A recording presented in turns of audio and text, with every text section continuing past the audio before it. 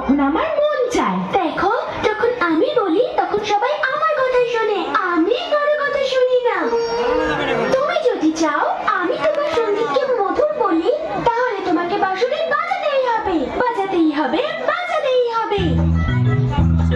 আগে তুমি বলো যে তুমি কোথা থেকে এসেছো, কারণ গোকুলে তো কারোর বাবার কাছে 1,00,000 গাভী নেই।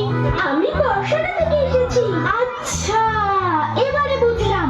কি বুঝলে? যে আমার বাঁশরির সুর তোমার এত ভালো লেগেছে, এত ভালো লেগেছে যে তুমি বর্ষানা থেকে ছুটে গোকুলে চলে এসেছো।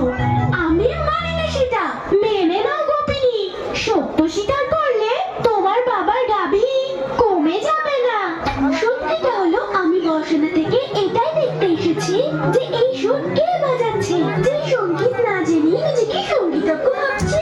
আচ্ছা, তুমি যেন সঙ্গীতের সবকিছু বোঝো। তা নয় তো কি, আমি বর্ষানার মেয়ে। সমগ্র ব্রজভূমিতে এমন কোনো সঙ্গীতজ্ঞ নেই যে আমার নৃত্যের সঙ্গে বাদ্যযন্ত্র বাজাতে পারবে।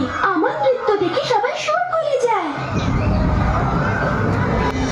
অহংকার, নৃত্যের অহংকার।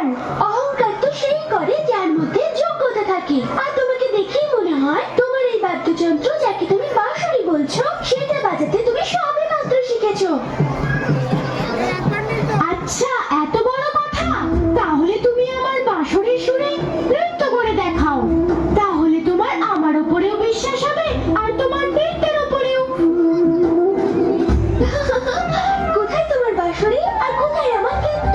যাও যাও গোয়ালা, তুমি গিয়ে তোমার বাবার গাভী চড়াও, কারণ আমার নৃত্যের সাথে তাল মেলাতে পারবে এমন শক্তি নেই তোমার ওই বাঁশের বাঁশরিতে। যদি তুমি নৃত্য করতে ভয় পাও তাহলে হার মেনে নাও। আমি কাউকে বলবো না যে বর্ষানার গোপিনী গোকুলের